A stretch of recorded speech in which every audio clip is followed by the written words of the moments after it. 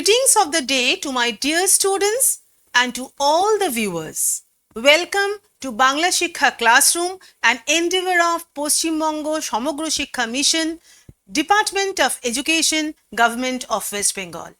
I am Dr. Ivy Sarkar, Headmistress, Srirampur Girls' High School. Today, I am going to explain the poem composed upon Westminster Bridge, September 3, 1802. It's a poem by the Romantic poet William Wordsworth. Now here you can see the picture or the image of William Wordsworth on the left, William Wordsworth, and here you can see the image of Westminster Bridge. See the Westminster Bridge, London. How lovely it is. Yes.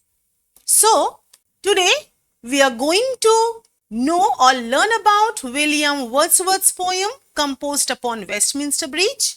But before that, let us know about the poet.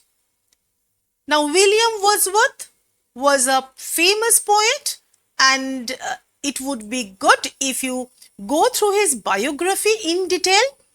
It's largely available in the internet.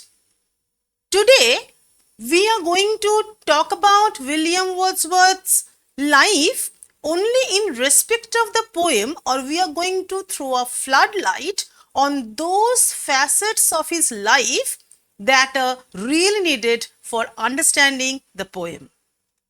Now, firstly, you can see that he belonged to 19th century. So, he belonged to 19th century. So, you generally get a question, and this question is pertinent and important, that which century did William Wordsworth belong to? He belonged to 19th century.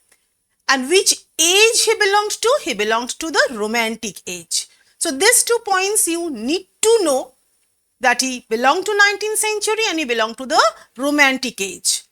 And now, before understanding these 2 things in detail, let us know few aspects of William Wordsworth. One is love for nature. He loved nature.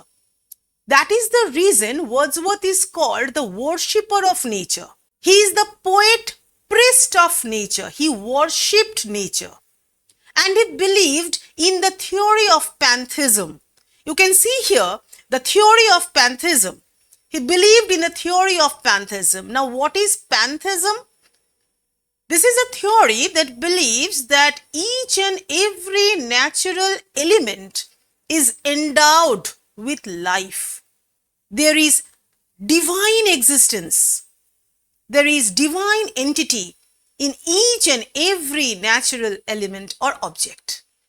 So this is pantheism, and Wordsworth believed that each and every natural element, trees, leaves, each and every natural element that is endowed with life, and there is a divine entity, God-like entity present in these natural objects.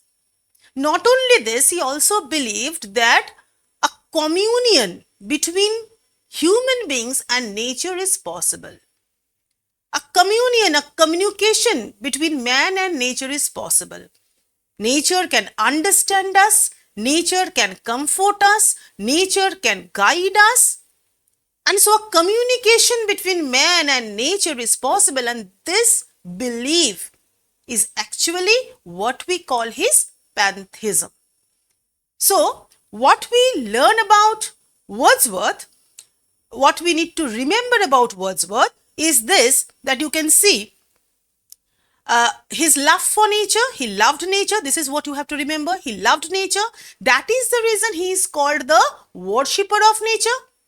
He worshipped nature, and he worshipped nature to such a great extent that he believed that in nature there is a soul of God. Means nature is a divine entity, and so communication between man and nature is possible. So he believed in the theory of pantheism, which we will be able to see largely in the poem composed upon Westminster Bridge. Now, let us know 2 things clearly. One is, which period is the Romantic age? And what is Romanticism? So we have to know which period is exactly called the Romantic age so that we can understand the poem and what is Romanticism. Because you know one thing, that is when we have learned about Wordsworth, we have learned that he loved nature and he felt that there is God's existence in the natural elements. It is a living soul, nature is a living soul, living entity. But where is Romanticism in all this? Any layman would ask, any layman would feel, any layman would think that where is Romanticism? Are you thinking in this way? Where is Romanticism? It's all about nature, about God, about natural objects, about communication between nature and man. So where is Romanticism? Why is Wordsworth called a romantic poet? So to answer this or to understand this properly, let us first understand which period is Romantic age and what Romanticism actually is. After understanding this, we will be able to understand why we call Wordsworth a romantic poet.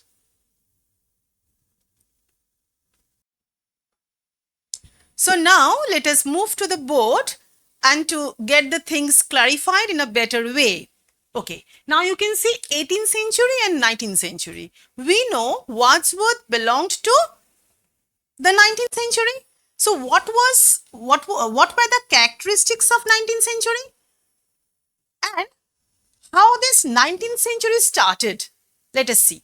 So we need to know the previous century too. Now 18th century was an age of prose. Basically prose pieces were written, more importance was on prose. So it was an age of prose. And 19th century was an age of poetry.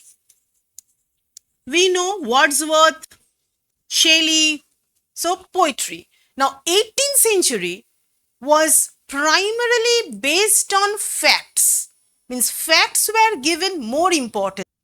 And 19th century was an age of imagination. So 19th century was an age of imagination. Now you see, children, now you see 18th century, it was primarily based on, all the writings were primarily based on logic and reason.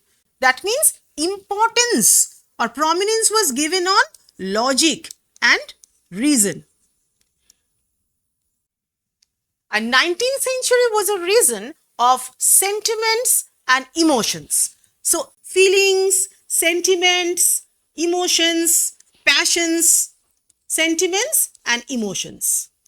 So what we see, dear students, is this, that 18th century was based on prose, 19th was on poetry. In 18th century, facts were more preferred. In 19th century, the writing showed a great amount of imagination. 18th century, more importance was given us on logic and reason. Everything should be logical, everything should be reasonable. But in 19th century, more of sentiments, emotions, passions. Now what happened? On 18th century, one day everybody slept, and on 19th century, suddenly they turned. They were writing based on logic and reason. On 19th century, suddenly they got up one morning and they started writing or started composing their poetry suddenly with a lot of imagination and passion in those things? No. So how this change took place? There was a transition period, because for any change, it will have to be very, very gradually. So in the latter half of the 18th century, in the latter half of the 18th century, a group of poets emerged. A group of poets. That means Blake, you know William Blake, you have heard, Burns, Cooper, Collins, many poets, a group of poets, they emerged and they started to write based on imagination, passion, sentiments, right? Poetry. So we say that actually their faces were turned towards 19th century, though they were standing in the 18th century or on the 18th century soil. So these poets showed an amount of facts or elements in their writing that actually foretold about the 19th century characteristics. Suddenly, so this was going on, Blake and Burns, they were writing, suddenly there was a change, but what we see finally in Wordsworth and Coleridge.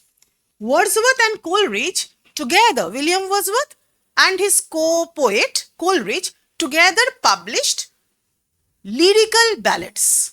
So lyrical ballads was published, lyrical ballads.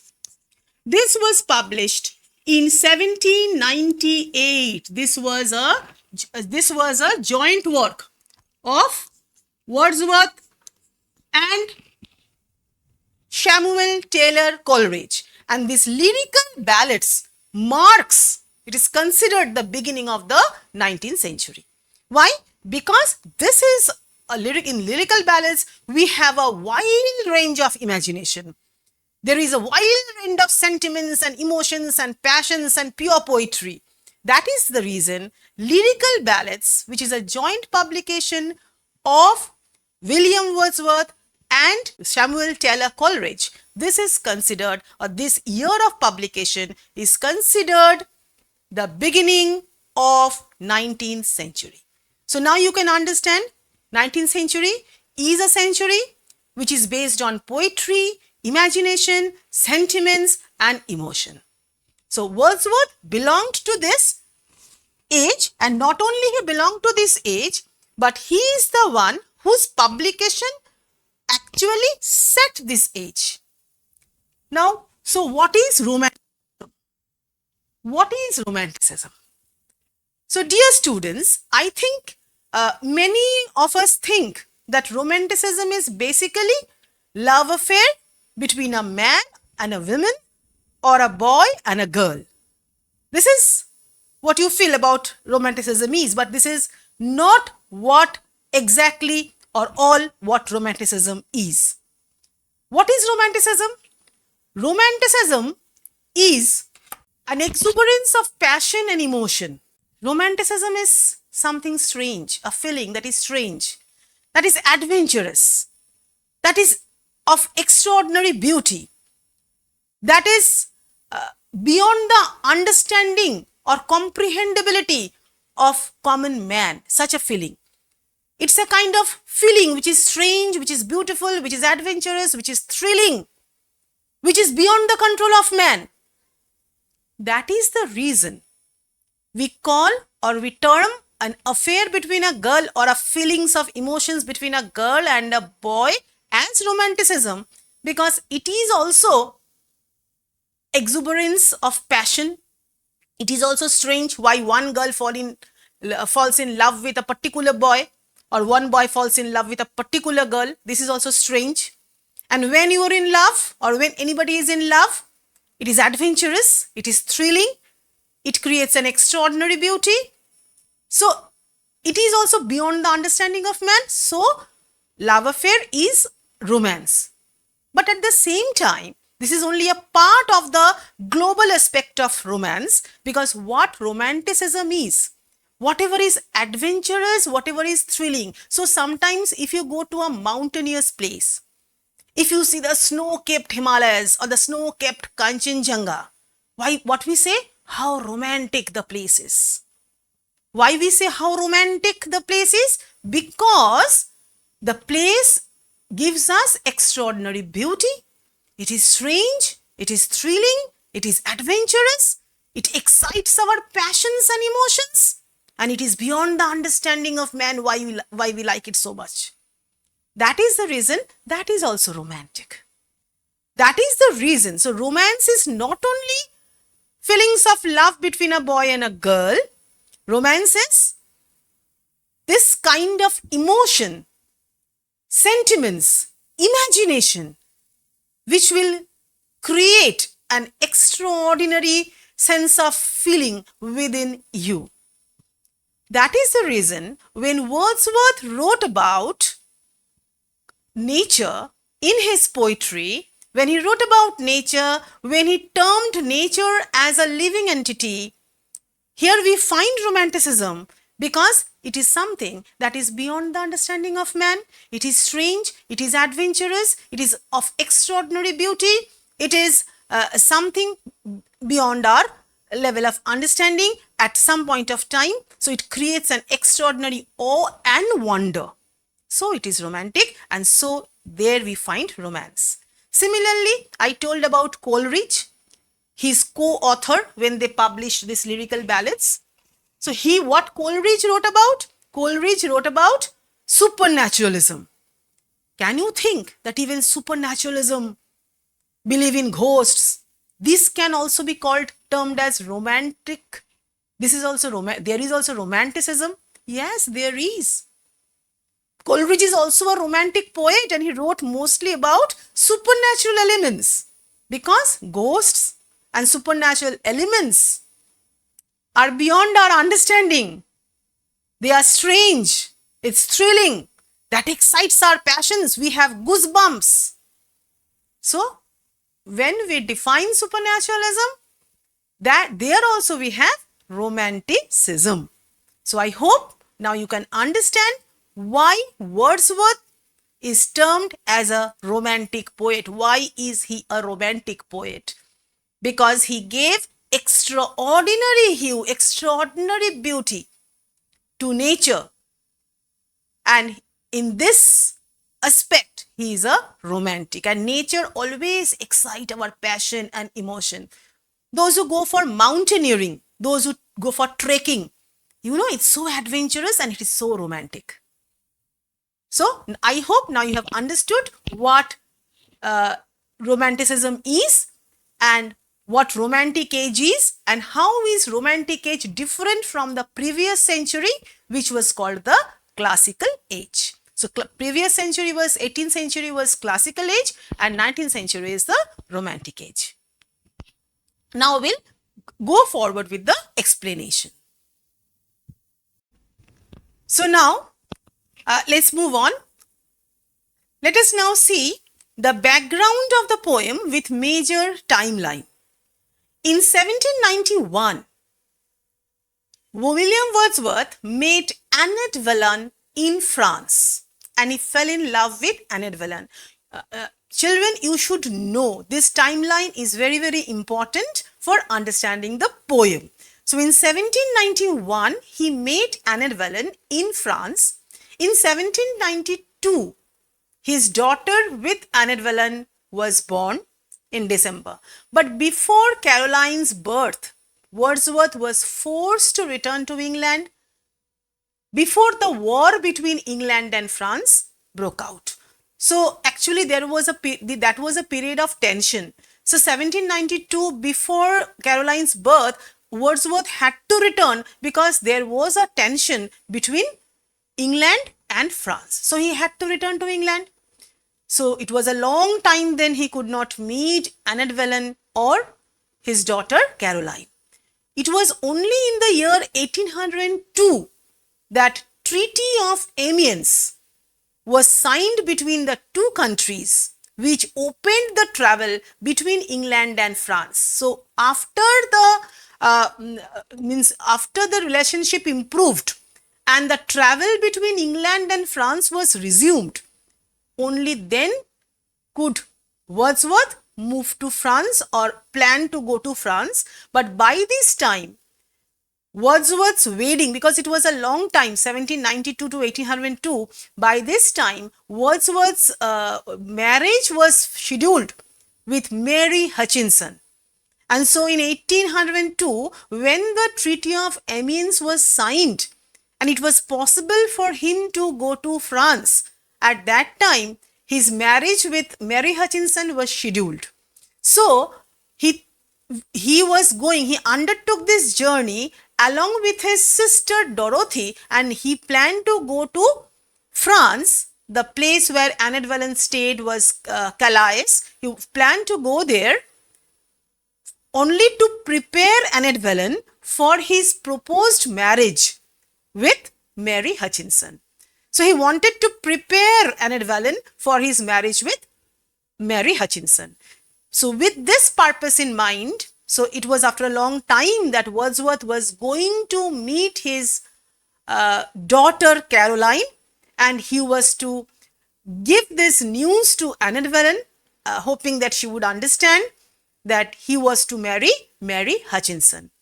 So with this purpose, they started their journey. He, along with his sister, Dorothy Wordsworth, both of them started early in the morning. So for going to France, at that time they had to change the carriage from Dover.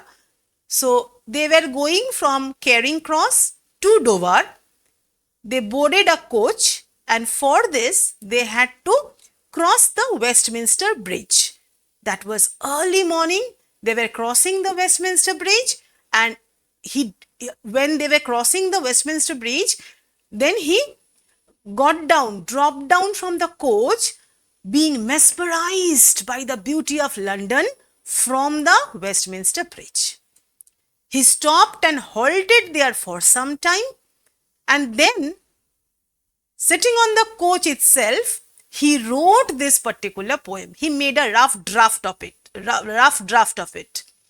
And the date was 31st July, 1802. The rough draft was made, and finally, the final draft was ready or composed on September 3, 1802. Then it went for publication. So this is the background of the poem. Now let's see. We have heard about, I have already shown you in the previous slide. You can see this is the picture of Mary Hutchinson, and here you can see Dorothy, and this is Mary Hutchinson. So Dorothy and Mary Hutchinson, you can see the pictures. So now, before again starting the poem, we need to know about Westminster Bridge, because this is the Westminster Bridge. You can see the Westminster Bridge. So fantastic. See what a mesmerizing view. But this is this wasn't the view into 1802. This is a current view, the view of the present day of Westminster Bridge.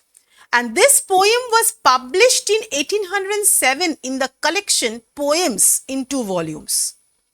Now the bridge, this bridge connects Westminster in the west and Lambeth in the east in London.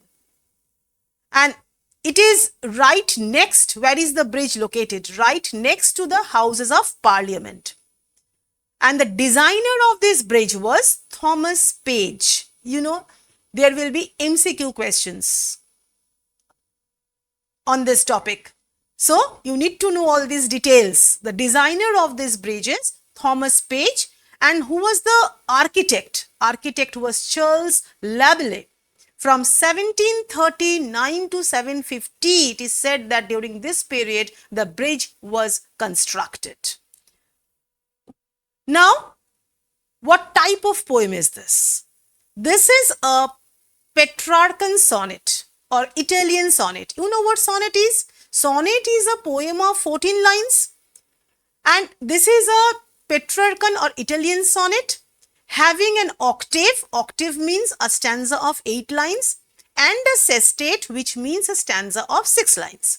Actually, in octave, the poet describes the man-made structure and the contrast between nature and civilization.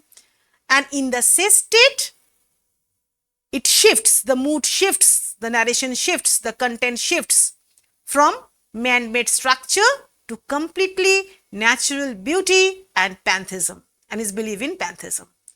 So this particular poem is a Petrarchan or Italian sonnet of 14 lines having a 8-line stanza called octave and a 6-line stanza called sestet.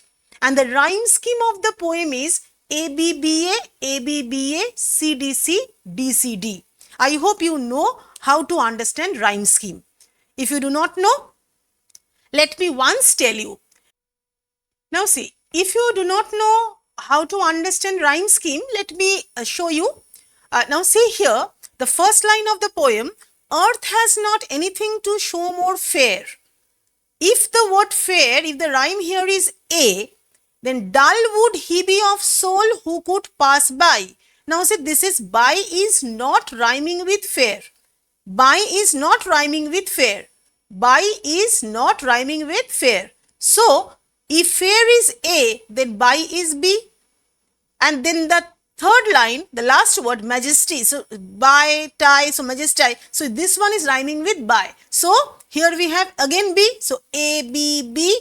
Another will come A. So, in this way, we understand the rhyme scheme. In this way, our rhyme scheme of the poem is A, B, B, A, B, B, A, C, D, C, and D, C, D. Now, we will start the poem. The octave, lines 1, 2, 3. Earth has not anything to show more fair. Dull would he be of soul who could pass by a sight so touching in its majesty. So Wordsworth is standing on the Westminster Bridge. He is standing upon the Westminster Bridge, and from there he is looking at the London city.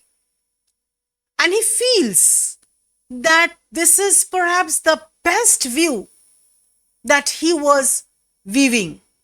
And he says that earth has not anything to show more fair. That means there is nothing more fair, or there is nothing fairer than the scene that he was witnessing from the Westminster Bridge. That means he means to say that whatever he was viewing from the Westminster Bridge, that is the best. That is the best view that earth can offer. Now, there we have a hyperbole.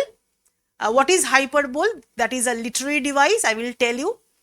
Now, you know, there are some ornaments in English. One is hyperbole. So, here I have written hyperbole, you see. Hyperbole means when there is an exaggeration, overstatement. That is called a hyperbole.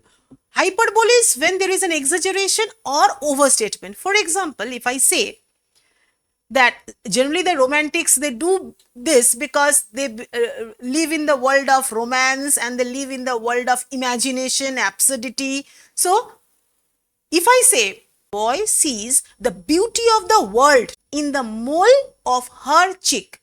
That means the beauty of the world is found where there is a mole on a cheek. In the mole of her cheek, the boy finds the beauty of the world. Don't you think it is an overstatement? The girl must be beautiful, but not that she has the beauty of the world in her mole.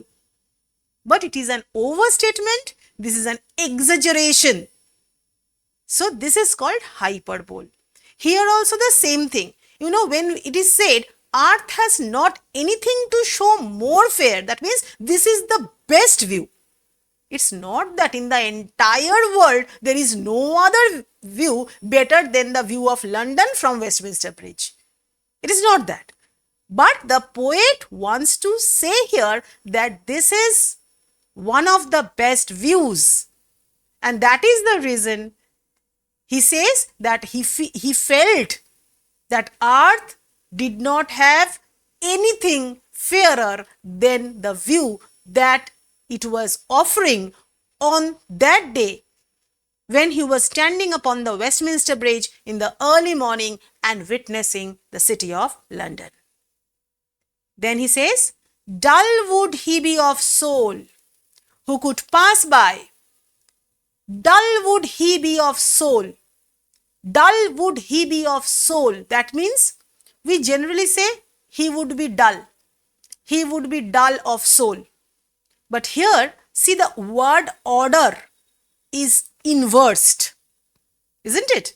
We say, if I say, I don't have gold and silver.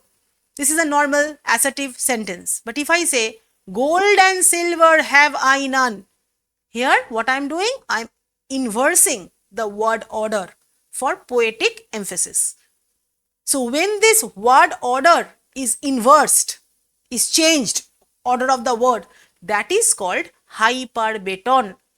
You can see here hyperbaton, that is called hyperbaton. So here the normal word order has been inversed. So here also we have a hyperbaton. Dull would he be of soul who could pass by a sight. Which sight? The sight of London from Westminster Bridge. So touching, touching means impressive, so touching, impressive, in its majesty. Majesty means splendor. So the poet says that actually he means to say that nobody can just pass by this sight without appreciating it. Nobody can just ignore this sight. Anybody who has aesthetic taste would appreciate the sight. And anybody, if he could pass by this sight, which is so impressive, which is so majestic, if anybody can ignore this sight, that means he is dull of soul. His soul is dull. He is a dispirited person. He has no aesthetic sense. So what Wordsworth says? Wordsworth says that this, while standing upon Westminster Bridge, he says that this is the best view of London that he can ever have, and earth can ever show. So earth has not anything to show more fair. This is the fairest scene or display that earth offers. And he would be very dull of soul who can ignore this sight and just walk away or move away or ride away. So anybody with a love for nature, anybody with a sense of beauty, anybody with an aesthetic sense would pause, would wonder at the beauty of London or this beauty of nature standing upon this Westminster Bridge. I hope you have understood till this. Now, one more figure of speech or literary device we have seen here in the first line itself. So, in the first line, we have a hyperbole because it is an overstatement. And we have another literary device which is the personification, because you know earth is personified. The word earth immediately sets a contrast between nature and human civilization or man-made structures. So earth has been personified. That means earth is given the quality of a person because earth is showing something. Earth is given the quality of a human of showing something. So generally we human beings, we show something. So earth is showing. So here is a human quality endowed on earth, and so here we have a personification. So today what I have done in this first part of the poem, I have given you a brief introduction about Wordsworth that is relevant to know for understanding the poem, in which century he belonged to, which age he belonged to. We have learnt about the details of that, and we have learnt about the location of Westminster Bridge, the form of the poem that it is a Petrarchan sonnet, the important facts about the bridge and the background of the poetry, and we have also done the first 3 lines of the poem. So please watch the second part for explanation of the remaining part of the poem. Thank you very much. Have a good day.